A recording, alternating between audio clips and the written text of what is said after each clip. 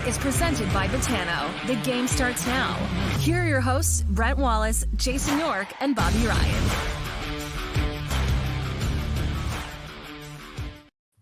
Good afternoon, everybody. Welcome to Coming In Hot. Brent Wallace alongside real estate mogul Bobby Ryan and Jason York, who is the 7th highest scoring Ottawa Senator defenseman of all time. Good afternoon, gentlemen.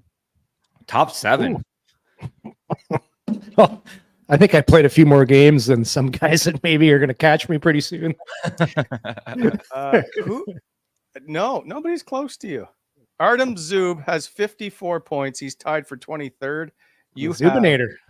124. I'm sorry, you're the 6th highest scoring defenseman of all time. 124 points, 99 assists. Now he's in the all-time lineup. I wish I had known that when I drafted my team. I would have found a way to get you. Oh, Bob, in the room, not many better, man. Not many better. If there was only a way for you to look it up, Bob, somehow. Right? Oh, Send me this website at some point. Gentlemen, we're going to get right to it today. Lots to chat about. The Senators will play the Carolina Hurricanes in 4 hours from now. But let's get to the David Perron suspension, shall we? First off, as he got 6 games, his agent, not very happy. Alan Walsh, never one to shy away from controversial topics, had this to say. There have been other incidents of players violently cross-checking opposing players in the face, teeth flying, concussion, blood gushing, 2 or 3 games. Here there was no injury. The concussion spotter didn't even remove the player from the game. The violent gentleman, that is George Peros, is a joke. Did he actually write that last part? That is his tweet. That's his tweet. Yeah. He went on to post other incidents throughout, saying how can this only be this and this be 6, and how David Perron has never been suspended in 1,100 games. My only issue with this and what he had to say was, if you watch the video of them break down the suspension from the league, it clearly states that Artem Zub was an unsuspecting participant. If the 2 of them had already been engaged, there's no way it would be 6 games. It'd be 2 or 3. But because Artem Zub is standing there going, hey, we could use some medical help here, why don't you eat this stick? That gave him 6 games. Do you think that's what Zub did? Because English isn't great. I would have loved to hear with the broken accent what was coming out of his mouth. Very hurt. Very hurt. The bang, cross-check right in the head. They all know one international language. It would have been holy fuck. Oh, man. Yeah, he's a little shell-shocked, but I don't know 6 games seems a little much, but really, when you get the call, right, it's automatically 5. I think they can reduce it if they can determine the call went really well, I guess. But do they ever? So once you offer like 5 for me was fine. That extra game is like, why? I don't know. What were you expecting? 10, Wally? Like you said? No. Yeah. I wouldn't have had an issue with 5. 6 is good. But my problem is, 1, it's inconsistent, but that's because every play is different. Like the Austin Watson is different than this is. So they're all different. So that makes it tough for people to go, well, how do you get this for this and that for that? Well, because there's different variables in all of them. But the one issue I have is, if you are really, really serious about headshots, if you're really serious about taking this stuff out of the game, then the suspensions need to be longer. But on the other side, no fan pays to watch players get suspended. So they want players on the ice. So that's the problem of having to judge how many games each player should get. I still think if you're serious about it, because that's just a violent act to me, that's more. But I have no problem with the 6 games as it stands. Look, I tell you, what was the total value? It was about $160,000 he's going to lose. Wasn't it 148? I wanted to say. It's okay, 148 around there. But I know guys make a lot of money, but nobody likes to lose 150 grand. So people think it's not enough or whatever. Even if it's 100 grand, even if it's 50 grand, go back to what it used to be. What was the maximum suspension before? Was it 5 grand? No, but you get 5 grand without that's still in play, by the way. There is still 5 grand. Yeah. But remember when that's what it used to be? Like, you didn't have this when guys are getting, like, that's a lot of money. So it's a lot of money. The only thing I'll say, don't do dumb shit. This is the only thing I might say a few more other things. I think the fact he's played so long in the NHL and has never been suspended, I get that part of it, and I'm a little surprised it's 6 games. It's a lot. I know George, obviously, and I've been around when he's in the past had those phone calls, and not sat in on him, obviously, like that, but I know the process that he invokes sometimes. And you said the perfect thing. Well, you can't ask for consistency because every play is so dramatically different. Yeah. Then you bring in the fact that the player has not been suspended for 1,100 games, so this is a one-off. That's got something to do with it. History, remember when we were like, all the history gets washed when we start this over, and guys were like, yes, but there's other guys that have never committed an infraction like that, where they are going to get the benefit of the doubt. David Perron gets that, being a clean player for 1,100 games. I don't know how much that weighs on George and the guys when he's making a decision, but I know that for a fact that is something that crosses his mind, and it has to. So 6 games to me is fair. I would have been just fine with 5. Yeah, I'm the same. I would have been fine with 4. But again, I'll brought up what I said yesterday. It's really the only major sport where it's okay to do stuff after the whistle. You're expected to do stuff after the whistle. Like, I'm sticking up for my teammate. I was hit, so I have to go after the whistle now and avenge myself. Like, it's just that. There's no other sport that's like, I guess baseball. You can, after guys get beaten, you can, but they've clamped down a lot on that. But it's almost, to me, it's almost like you could say, if you do any kind of thing after the whistle, any stick infraction, it's just, you're getting 5 games. Doesn't matter what it is. If you go cross-check a guy, and whether you graze him in the head or you hit him in the chest, whatever, you're getting X amount of games. That's, if you really want to get rid of stuff, just make it black and white, and you're not guessing. But Yorkie, that's the problem. They don't want players not on the ice. People buy tickets to see people play. I'm telling you right now, if you make things black and white like it is in the NFL, it'll go away. Guys don't want to lose money. I'm telling you. Like, if guys know, if you know as a league, if you do something after the whistle, or you're getting whatever, 5 games, automatic. It'll stop. I guarantee you it'll stop. Well, okay. So, and it's come up in the chat, and I meant to talk about this yesterday, and that's the Jacob Trouba one. So here's where it drives people crazy. Oh, yeah. And I do understand, again, it goes back to if you're engaged with the player or not. But Jacob Trouba just, I guess he's falling back and he 2-hands the guy across the top of the head. Mm-hmm. And I don't think there was even a fine. No. I don't know that one to me. That's at least to me a game. I could go either way on that, but I watched that play a ton too. And he doesn't get the benefit of the doubt because of his past, right? But that was incidental. He's thrown borderline hits when guys have their heads down. He's never 2-handed a guy, right? Yeah. He's never. I understand, but just because you never have, well, I never shot a guy, but I happen to this time. Like my point is let's you knock have it off the rails. The rule is you have to be in control of your stick. So if you accidentally clip a guy and you cut him, it's 4 minutes. Like so you have to be you could be falling back and still not be able to 2-hand a guy across the head. I think you can stop that, but I haven't played it. But again, Wally, it's a different set of rules after the whistle. Like, everything between the whistles, you're automatically cut. You automatically get this, but after nobody knows. It's just how many punches? How many times can you punch a guy in the head before the ref gives you a penalty? Are you allowed to spear him? Can you spear him this hard or not that hard? Like, it's crazy when you really think about what you can do in hockey after the whistle. Like, you can, if you accidentally hit a guy in a play, and you could get a head check penalty, but after the whistle, I can punch a guy in the head. Like, think about that for a sec. Mm-hmm. Well, like during the play, if I went into the corner and I punch a guy in the head, like, I'm getting 5. But after the whistle, When I'm in front of in a scrum, I can give him a punch in the head. He'll punch me back, and then we'll get coincidental minors. Yeah, like it doesn't make any sense.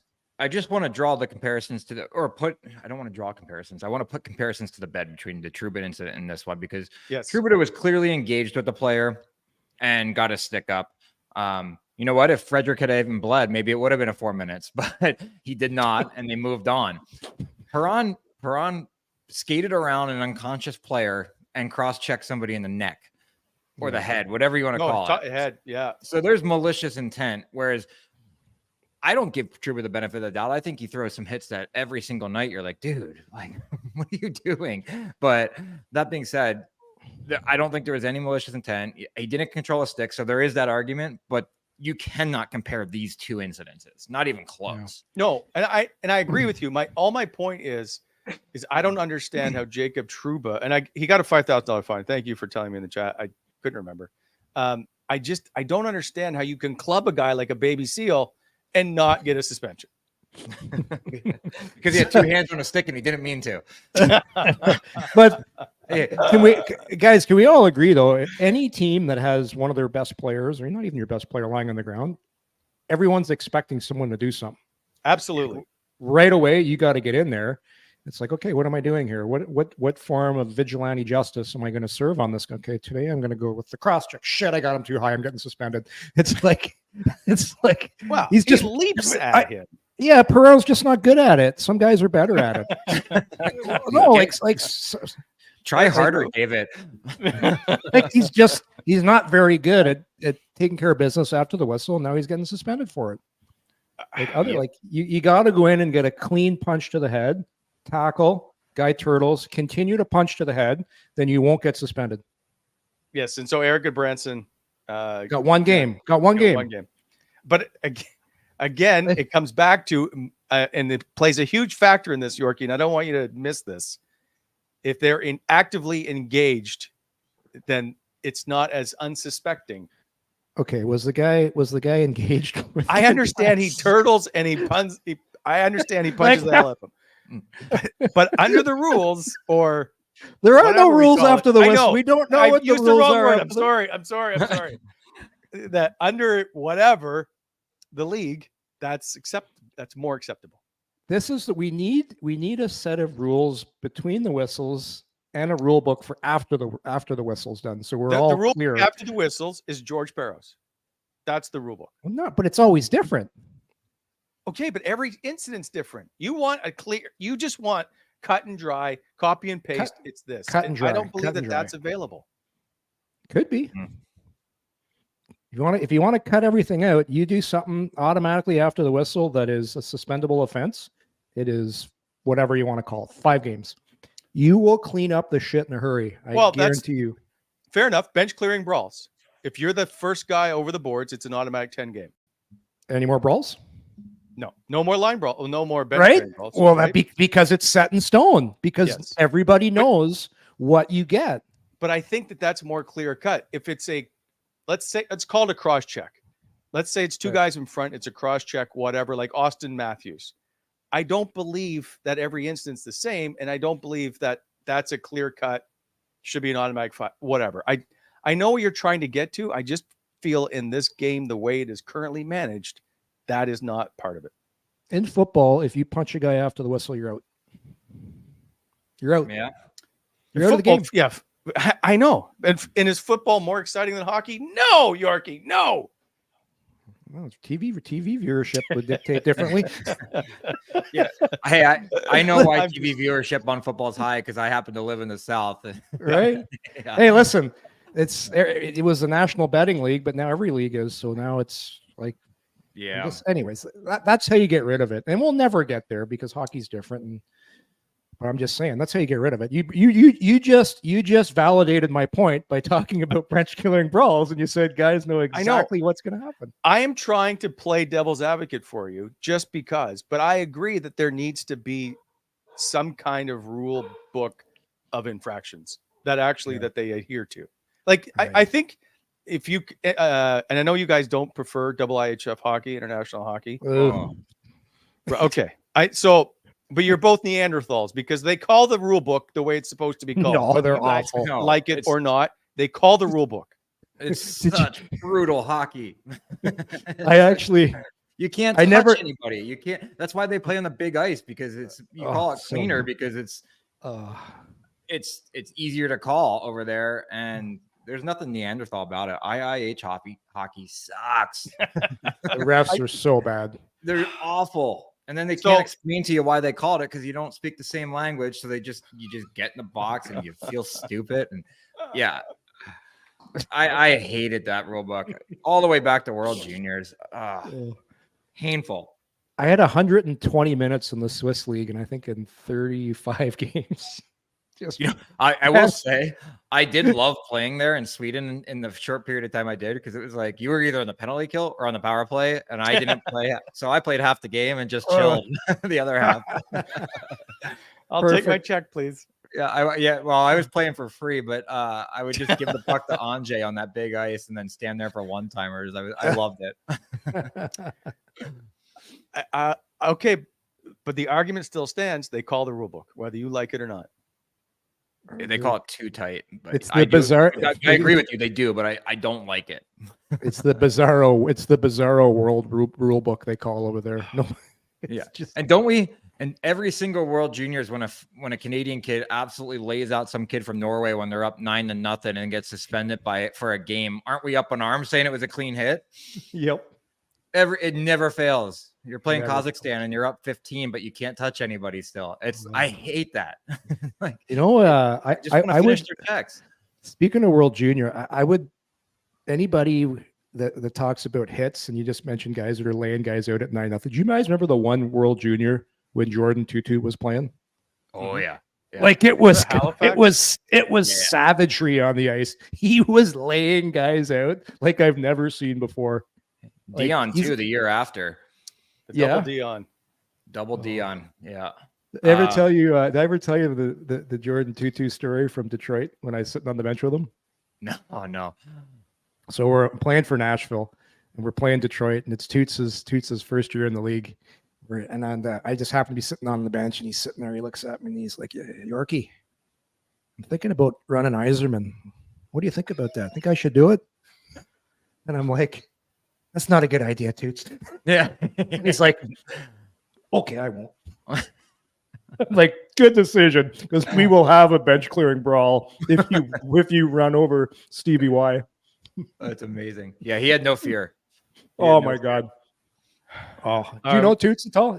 Wally, you ever interviewed him? Yes. Oh, what a beauty! I don't. No, I don't. Such a good guy, such a good man, and he's doing well now in life. Now, like he had a lot of struggles. He's doing great, but great teammate, great guy. But man, he could fight too, both hands. Him and Aginla went out at one night, and I was like, wow, like, he comes at you, both hands, pistons firing. Someone's winning and somene's losing. I was going to say there's no 50-50 with Toots. He was swinging. Someone's getting hurt. All right. Before we get in further down the road, we got to talk about the Carolina Hurricanes coming to town tonight. But before that, the show is always proudly presented by Botano. The 2023 EGR Award winner for both the Best Sportsbook Operator of the Year and Best In-Play Sports Operator. Visit Botano.ca, download the award-winning app. The fastest, most user-friendly and advanced betting app for your mobile or tablet. Hundreds of betting options for all things hockey and nearly every other sport on the planet. Live in-game betting, the most competitive odds in the market. Botano, the game starts now. Don't forget, coming up later is our lock of the day, which has gotten extremely tight as Bobby has crawled his way back into this one. Also, Bob by BEI. The show always brought to you by our partners at BEI, BonnecherExcavating.com. Heavy civil general contractor in both the public and the private sectors. And when planning your next project, consider them for any of your aggregate supply needs, whether that's equipment rentals, custom crushing and screening, hauling, floating, or concrete formwork. They move stuff. Give them a shout at 613-432-1120 or find them at BonnecherExcavating.com. And when planning your next project, consider BEI for all of your needs, helping to shape the Ottawa Valley. And thank you to our friends over at BEI for extending the invite for a free Hockey Friday that I might have to come out for sometime this year. I will get you on the ice if you come up for free Hockey Friday. I love it. Also, maybe David Perron could probably use some work at the Battlegrounds axe throwing. Maybe it's a better way to take his rage out. It's safe. It's fun. It's great for a party event or just something to do. Date night, perhaps. It requires no practice. Come to Battlegrounds axe throwing facility, and the coaches will show you the ropes and show you how to hit the target safely. Fun for family as well. Kids 12 and up can throw with a guardian. To find a location and book your event, go to battlegrounds.com. That's BATL grounds.com. 2615 Lancaster Road here in Ottawa, near the Science and Tech Museum, is one of their locations. Guarantee a good time at Battle Axe Throwing, where safety is a priority. Secure your holiday party booking now. Battlegrounds.com. Okay, guys. Carolina is not the same Carolina team that, much like Edmonton early on, Bob, I picked, I believe, I got to double check, to win the Stanley Cup this year. They don't look anything close to that right now. They've lost 4 in a row, which not very common. I think it's 2019 the last time they won 4 games in regulation in a row. They're all on the road. Tonight's game number 5 of a 6-game road trip, which they will end up in Detroit. Are we surprised at what's going on with Carolina? Yorkie, you were high on them, so I'll let you. I wasn't as high. I liked them, but I'll defer to you. That's my Stanley Cup prediction. I thought they were winning the Cup this year. I had a Colorado Carolina final. I still think when it's all said and done, the dust settles. I think they're a playoff team. They're just they're going through a rough stretch right now. A lot of people had Carolina on their radar. I don't know, what's their? I don't know what their save percentage is right now, but I'll guarantee it's probably not great. Funny you bring this up, Yorkie.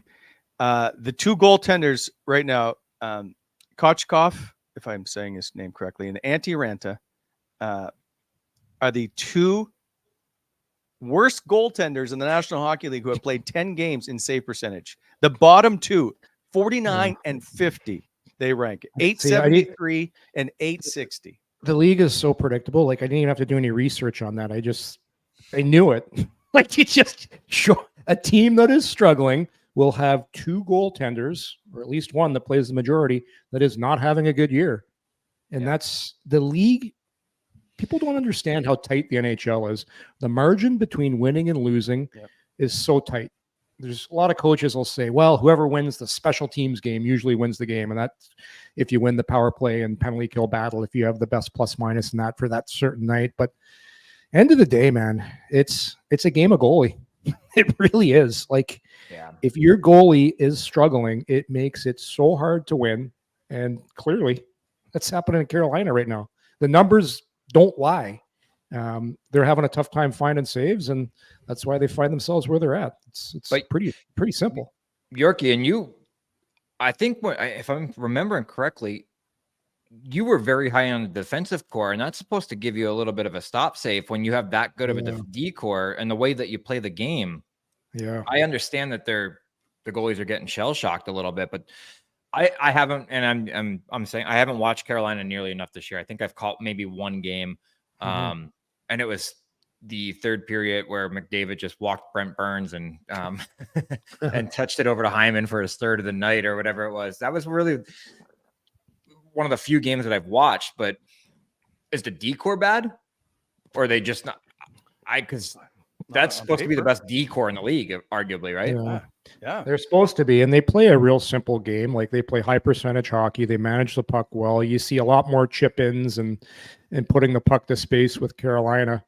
I'll be honest, I haven't watched a ton of Carolina this year as well, but that's their MO. They play high percentage hockey, but again, it always comes down to goaltending. Like, look at the Sens. We talked about this yesterday. Hey, Korpisalo, 953 or whatever he was last game. They win. Forsberg, 2 great games. They win. You have to at least have your goaltenders just not losing you games. Like, just, it's so deflating as a player when you're battling, you're in a game, it's 1-1 or it's 2-1, all of a sudden, oh shit, that man, wish would have had that one. You're always chasing the game. It's just so hard to win that way. It's too tight in the league right now. Your goaltenders, you have to have at least good goaltending to win. Good goaltending on a good team, you can win. But if it's, no matter how good your team is, players are too good now. You can't have subpar goaltending because you're not going to win. I don't get the sense that they're a team that's going to get out of this by cheating the game with their coach, right? So they're probably playing pretty consistent hockey. They're just not getting saves, and the D's lacking a little bit. But I couldn't see. Rod the Bod would be standing there in the locker room with rubbing the oil on, waiting to fight if he started cheating the game. I got a great story about him. So Dzingel calls me. Was it his first or second? I can't remember what year it was, but he's at training camp, and obviously Rod's in phenomenal shape still at 60 years old. And Dzingel is walking, and I want to have him on to tell the story a little more accurately, but I guess Rod did the full fitness testing with everybody and finished not last, like somewhere higher than last, and absolutely crushed the bike ride. And Zinger hurt him. And I guess he was sitting down after doing the VO2 max test like this.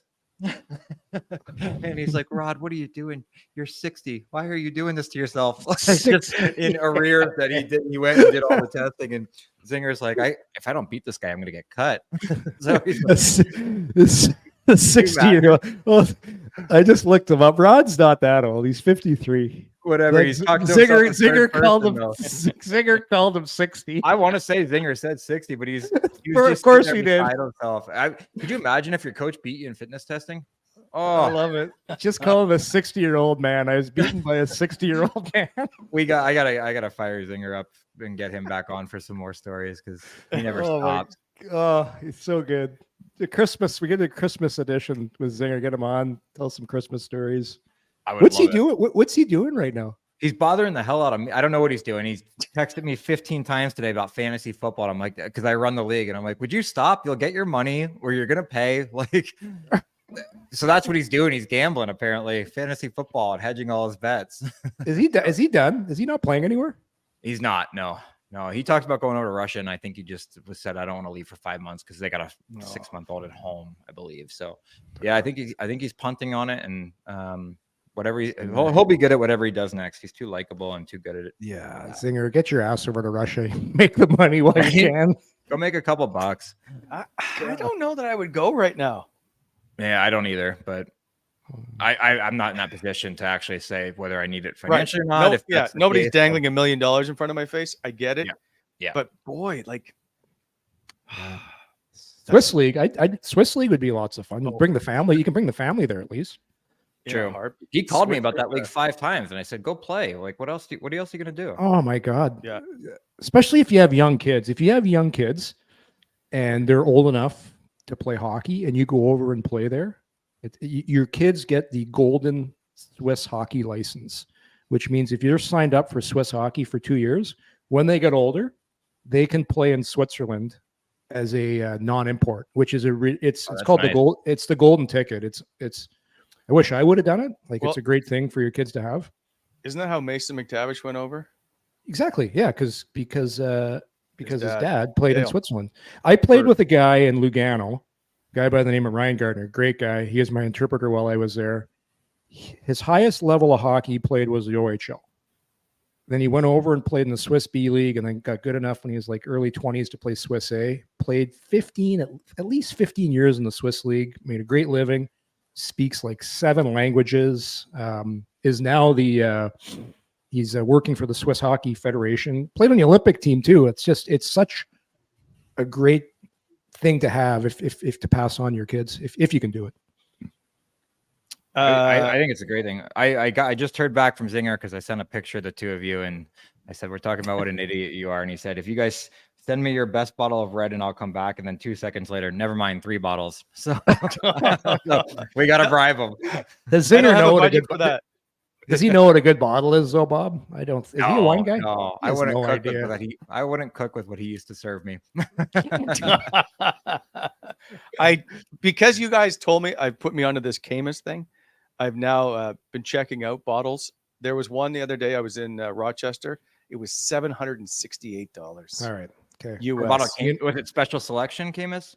Because there's 2. Well, once I saw the price, I didn't really read much because I thought if I touched it, that somebody would be like, "Whoa, what are you doing?" Yeah, so there's no Camuses for 700. That might have been by case price too. You gotta do some research when you're buying. I'll walk you through the store. You can hold my hand. Okay. Wally, I got a good starter Camus for you. You can get it right now, and it's good bargain for your buck. The Camus Zinfandel. Oh, I don't do Very that. I'm just a cab listen. soap kind of guy. I'm telling you, this is like a cab. You'll love it. Trust me. I'll bring you one over. Be a Christmas present. Me to you. Oh, all right. I won't turn that down. Oh, now he's free wine. Yeah, no. Why didn't you say that at the beginning? All right. Moving on to our. We're gonna get to our hot performer because you guys have already talked way too much and we're way off topic. As always, brought to you by DoorDash. Santa is coming. Christmas just around the corner. Don't stress about gift buying and waiting in long lines. Order everything you need this season from the comfort of your couch with DoorDash. Even at the last minute, finding that perfect gift has never been easier. Just open the DoorDash app, choose what you want from where you want. Double Dash on DoorDash. You can order from multiple restaurants or stores in the same delivery without additional delivery fees. For a limited time, our listeners get 25% off and zero delivery fees on their first order of $15 or more when you download the DoorDash app and enter code NATION25, all uppercase letters. That's NATION25. Get 25% off a $10 value and zero delivery fees on your first order when you download the DoorDash app in the App Store. Offer valid in Canada, subject to change. Terms apply. Mr. Ridly Greig is our hot performer. He could have been, a lot of people brought him up yesterday in the show. His game is just, he's just played really, really well. And it seems weird. He's only played 32 career NHL games. Yeah.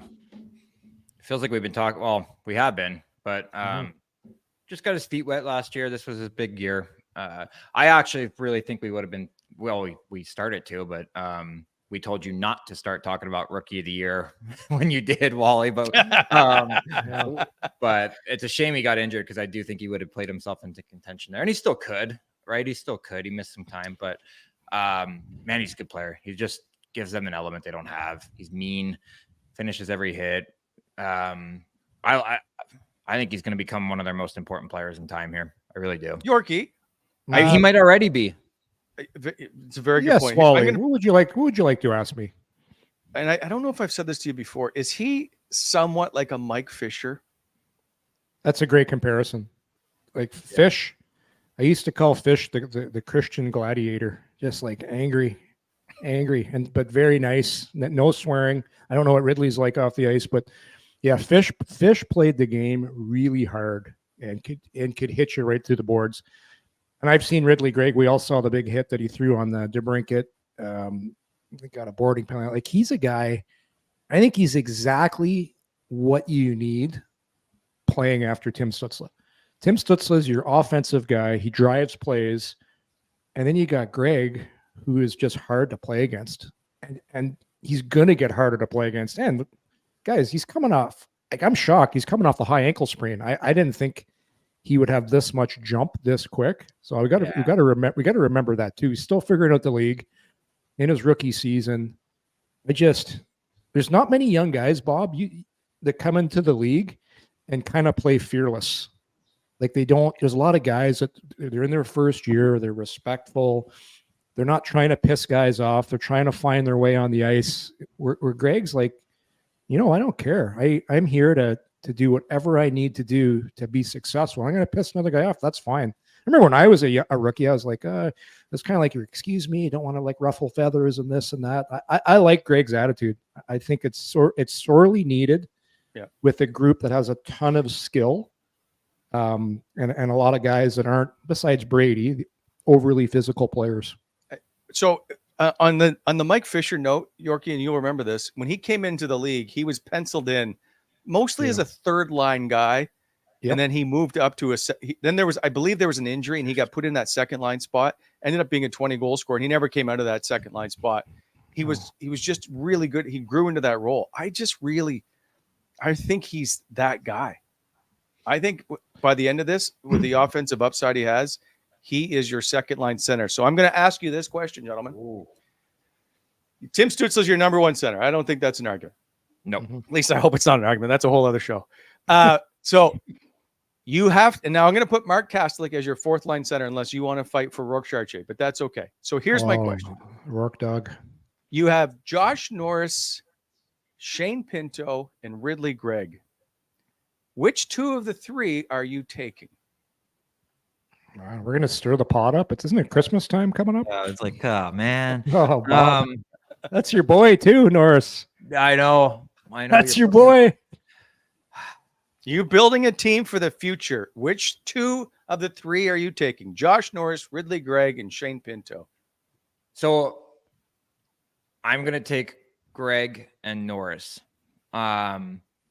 Norris, because I know that he can score 35. He's not looking like that right now. He's missed a year of hockey. I'm going to give him some time to get back to it. Greig, because you can actually elevate him above Norris if you have to, or you can slot him in at 3 and he's a mean number 3. Pinto's a very reliable number 3, but I don't know that he gives you the edge that you might need at times with this makeup roster. You need some edge in this roster. So Greig, I don't know. How do we say this kid's name? Greg. So Ridly Greig. We say it all the time, but every time I see it when it's in front of me, I'm like, it's Greig. So Ridly Greig. I'm not taking him out of my lineup, and I would argue that he'd be the first player that I would pick in that 3. Whoa.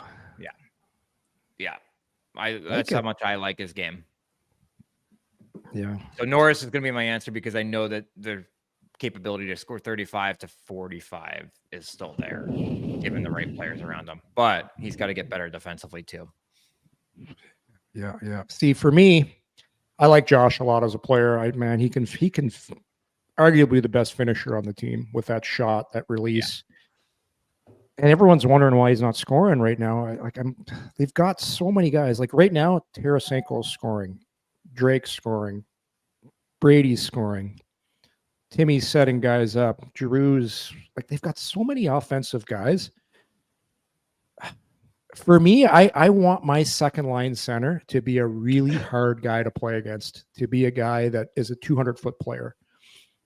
And I don't see that in Josh's game right now. And to me, he's more of a goal scorer. Like he's more of a guy that would be as your number one center. And then behind him, you have your hard to play against guy. Then you have your defensive minded third line. So I think we could eventually see him on the wing potentially because I do agree with that.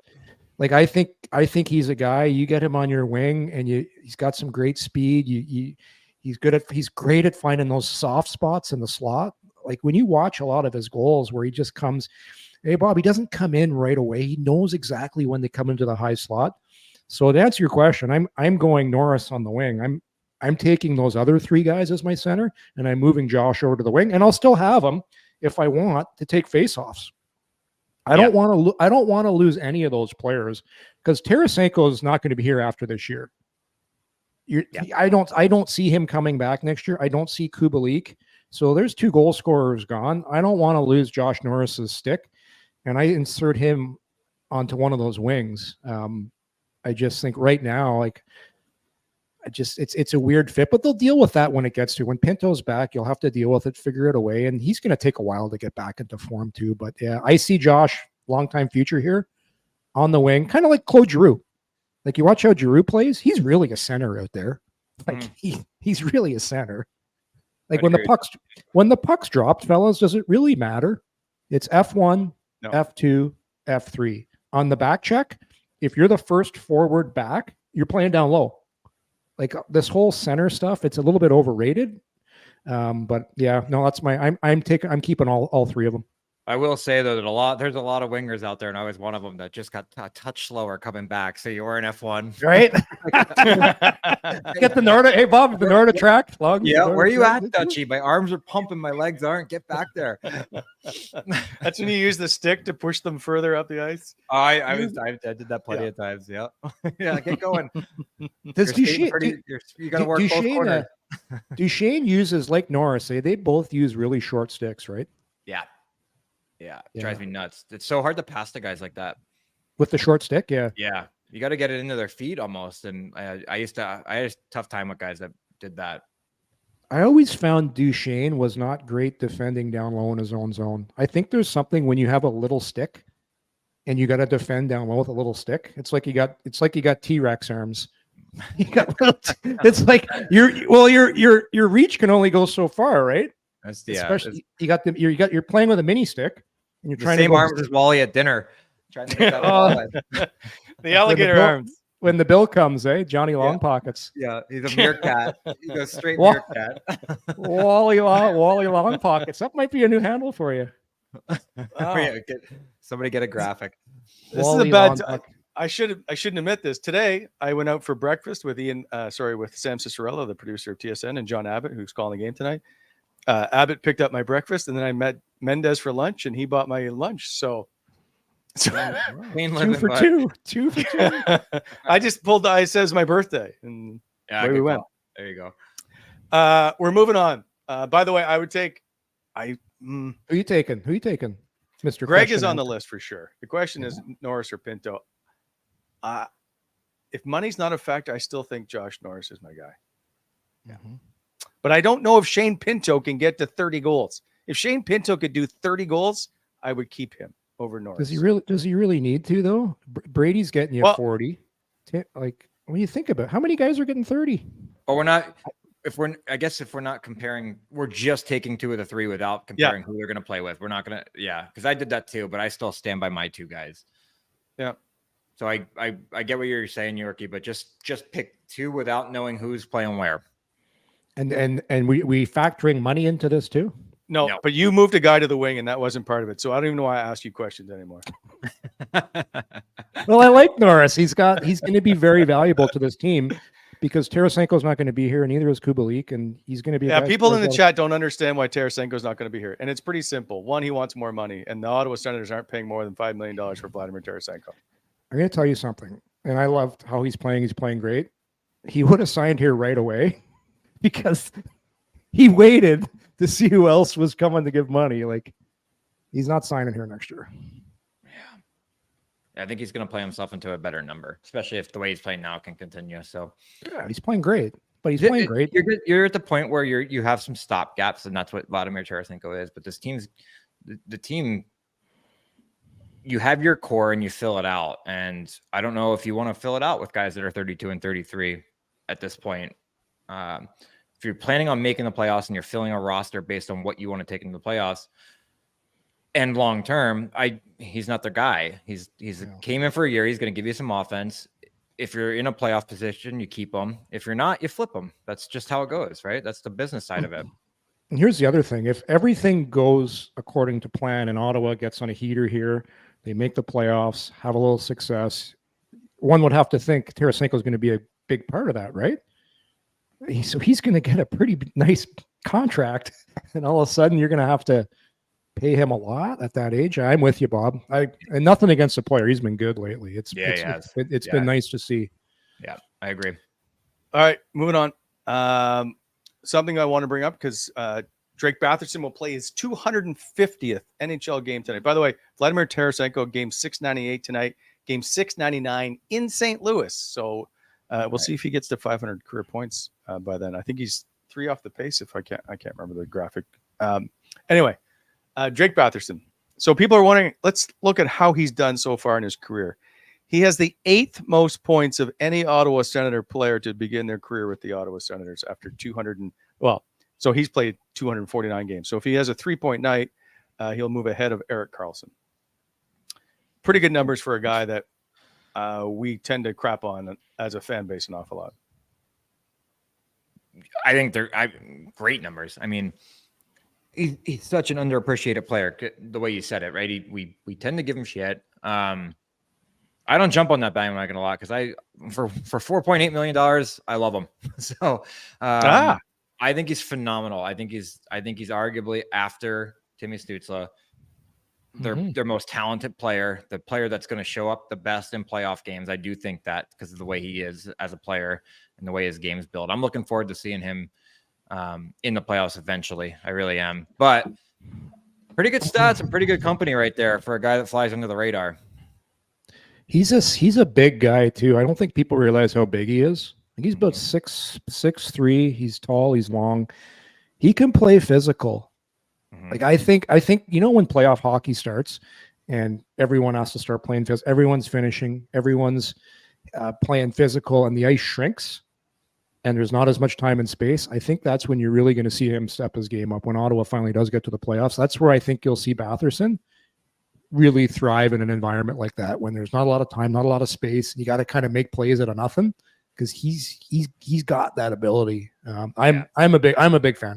I like how he plays. I know he had a shitty plus minus last year, but I still think he's getting better too. Like people forget he's a late bloomer.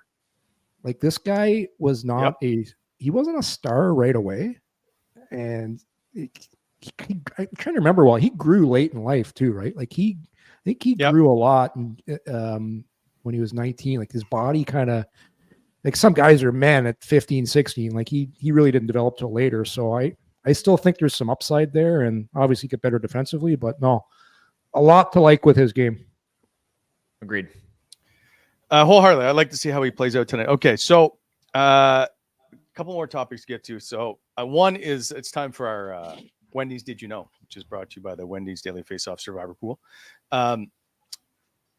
Wendy's is letting you win real food with your fantasy teams this year with the Wendy's Daily Face-Off Survivor Pool. For those of you who dream of smoking the competition, Wendy's is rewarding you with weekly prizes that will have you winning despite your lack of winning combinations. But here's the secret. It's all syrup dishes like Wendy's new limited edition chicken strips and French toast sticks. There's a little maple syrup on that. Sometimes the best teammates are the ones you'd least suspect. Sign up today and play Daily Face-Off Survivor Pool to win weekly prizes like the new chicken strips and French toast sticks from Wendy's and the Wendy's app. Wendy's, we keep it fresh. All right. So there's a lot of talk about second periods, and the Sens actually played really well in the last one. But here's the problem. Since 2019-20, the Sens have surrendered the most second period goals per game in the league at 1.19. This season, Ottawa has allowed a league high 1.59 goals per game in the middle frame. So it obviously goes without saying. 12 times they've allowed 2 or more goals this season in the second period. They have 3 wins. 10 times they've allowed 1 or fewer, and they've won 8 times. I believe if they just settle down in the second period, which I don't understand what the problem is, they would likely come out on top. So, Bobby, I will ask you to start. What is wrong with the Ottawa Senators in the second period? Oh, I have no idea. It's like when I was there, they were like, no team is worse in afternoon 2 p.m. games. But then if we started at 1, we would play great until 2 o'clock struck. It was like our time. That was always our second period. I don't know what's wrong. They seem to have a lull. It's like they come out and they have this press, I guess you would say, right? The energy that you get in the first period, they get back and they go to, I don't know. It's hard to comment when you don't know what the locker room looks like anymore. What's going on between the first and second. You don't know where the rah-rah is. You don't know what the coaches are saying or the message being sent, but they start flat. They start flat in the second period. And then I think a lot of times when you get down in a game, that flip happens where you're out of patience and you start to chase. And I think they chase a little bit early. So for me, I would like to see that you have to open it up in the third. Absolutely. But sometimes, and they've been guilty of it this year, they chase a little early and don't just play. I find, and this is, you sometimes see this with a lot of young players. Sometimes you just got to take what the game gives you. And you'll be in a period where it's like not a lot's happening. And it's like, especially when you're really good, like I didn't have this problem because I couldn't do what Tim Stützle does or Sanderson. So I would just get the puck and move it to the first guy open. But a lot of times some of these players will try and do something, force the issue. It's like, shit, nothing's going on. Let's try and make something happen here. Damn it, turned it over, scored. And all of a sudden you try and get it back, do it again. I just find this team is guilty of some mismanaging the puck, especially in the second period. Sometimes you just got to, you know what? It's a chess game. Play patient. You have to dump it in. So what? Put it into a good spot instead of turning it over and creating a 2-on-1. And they've cleaned that up. They've been a lot more patient this little stretch here, and that's what's happening. For me, that's part of being in the second period is just managing the puck and just take what the game gives you. Sometimes opportunities aren't there, and it's going to be boring. Like I think Stützle probably gets bored sometimes. like when you're that good, like, and you can do this kind of stuff he can do. It's sometimes just try and do a little too much. I will say this as a forward, a guy that produced points, whatever clip you want to call it for me, but comparatively, when you're looking at guys that are offensively, Stützle, Batherson, you know who I'm talking about. A lot of times you look at that clock and you're like, man, half the game's gone. Not I have half the game left. And you don't panic, but you start to press. Mm-hmm. And it's like, okay, I didn't score in the first, but I had a good period, and now I'm halfway through the game and I don't have a ton to show for the effort that I'm getting. So you press a little bit harder to make things happen. And I think they all get guilty of that because everybody that's offensive and getting paid wants to contribute. And sometimes it's a war of patience as much as it is of just going to get it done. So then, Mike, do you feel it? Sorry, do you feel it every game? As an offensive forward, really? Like you can't. If you had a goal and an assist last game, you're like, I got to do it again tonight. Oh yeah, really? Yeah. That never goes away because just like suspensions, every game and every instance is different, right? So you don't feel like there were so many games where I'm like halfway through the game, and knowing that I had been playing good hockey, and I'm like, I've created, but nothing's happened. I'm not on the score sheet. Somebody's gonna say something to me. Where were you tonight? Whatever. And like you go through that emotional, like it's a roller coaster that you're going through. So you start to press a little bit. You take some chances you wouldn't normally take. Sometimes they pay off, sometimes they don't. But pay attention to guys during the game, the offensive guys, and you'll start to see it halfway through a game when they're bottled up or things aren't happening the way they should be. They press. Okay, so 2 questions off that, and we got to get to our lock of the day. One is, what if you're up 5-1? Oh, then if you're up 5-1 and you haven't contributed, that's even tougher. It is. I remember one of my worst games ever. Randy Carlisle came down to me, Perry, and Getzlaff. We were up 6-1 in Colorado back when they were terrible. And he's like, "Where the F are you 3 tonight?" Because we were terrible. And we were up 6-1. And he's like, and we're laughing about it, but at the same time, all 3 of us are like, this is unacceptable. So we sat the rest of the game. It wasn't much. It was like, okay, like the rest of the guys got you tonight, but you come off and you're so pumped for the guys. You're so pumped that you got 2 points and like you win. But at the same time, you go in and you look inward and you go, fuck, I was bad. Like, and that's not acceptable. It's frustrating. Yeah. Interesting. Okay. So there was one game earlier this year I can remember standing out, and I think I even texted you, but like, Drake Batherson was shooting. I believe it was Drake shooting from everywhere. Yeah, I remember that. So now I'm curious that if I go back, is that exactly what's going on? To a degree, I'm sure it is to a degree. We used to know when Carl hadn't scored for a little bit because all of a sudden the power play ran through point shots. Because you're like, oh, he's shooting tonight. Okay, let's just get downhill and try to get the rebounds and start it over. But everybody goes through it. So I'm sure that Drake probably got shown a lot of clips where he was passing up opportunities to help, not to criticize, but to help him. And he said, you know what? I'm going to take this approach for tonight and see if it works. Not if I score, but if it makes me flip my mindset to a shooter's mentality. Because when you shoot from the outside, it's not going in. Yeah. But chances come from it. Ottawa's unique too, because you have Drew, who's a first power play guy, Tarasenko, who's always been a first power play guy, on your second unit, and then you've got your first unit. So you have so many guys. There's not a lot of teams that have that many guys to fill out 2 power plays. Usually, this is your number one, and they always know they're going on first. The number one power play always knows when they're going on first, but that's not really the case in Ottawa. Sometimes they'll start the second unit because you've got guys that can do it. So to your point, it's like, am I going to get the points tonight? Like, because if these guys can do it, I'm not always going to start. Like, it's not Edmonton where Connor and Leon are playing 1 minute and 55 of every power play. Like, Ottawa's a little bit unique in that regard. All right. I'm trying to type into the chat as well as talk to you guys at the same time. It becomes tough. Someone just said it took the Leafs 10 years to become a good team again. And my response was, I didn't know they were a good team. That's a long conversation. I know. Are they good? I know I'll look at the clock. It's almost an hour.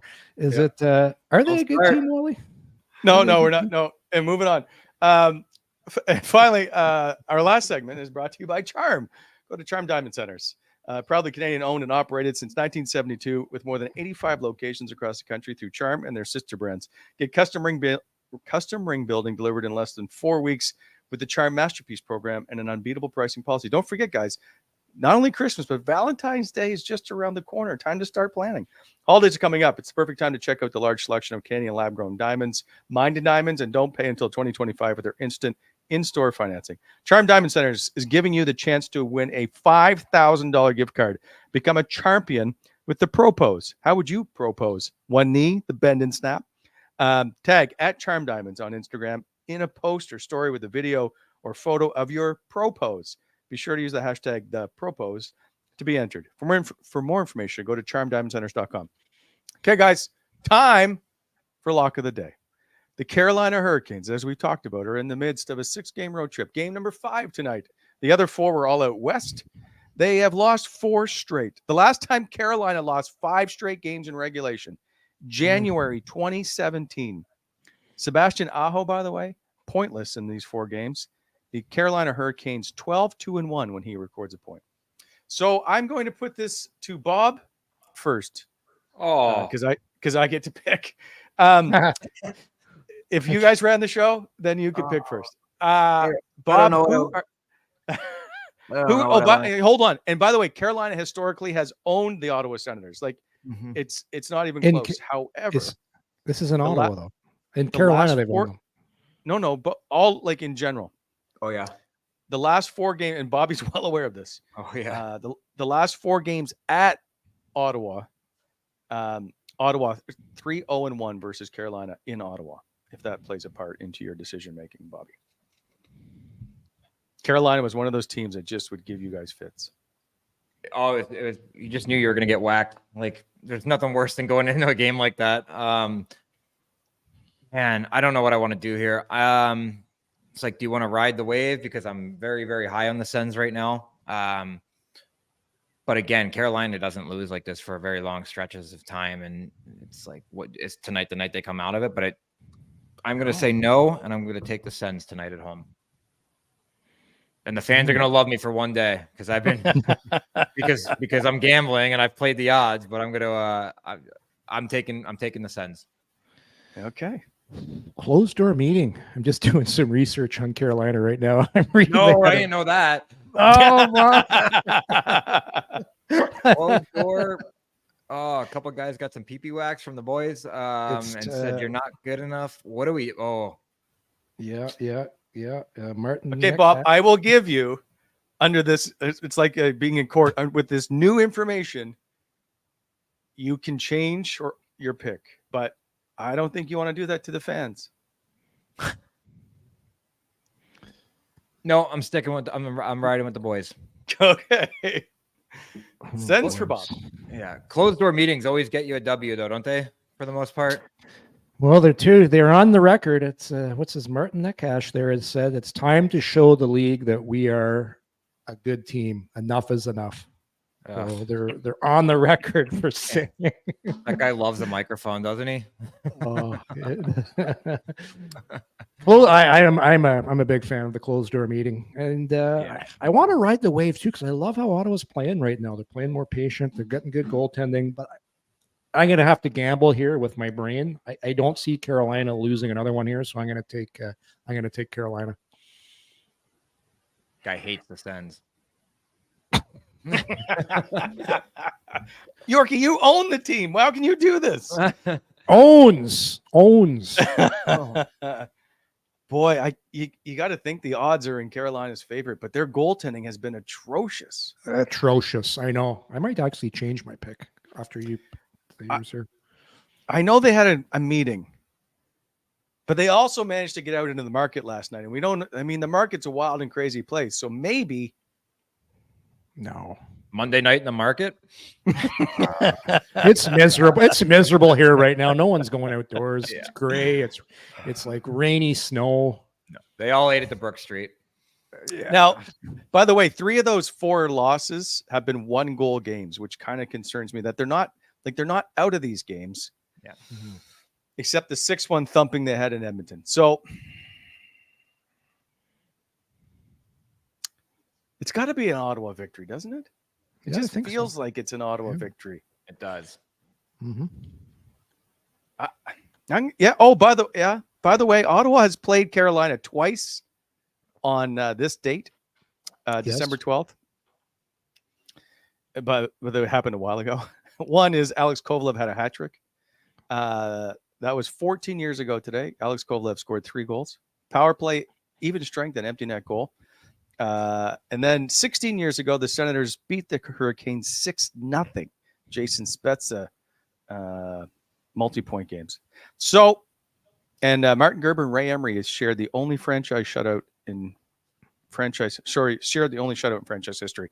By the way, go to if Jim don't know, and follow Jim McCauley on Twitter. He's fantastic for all this stuff.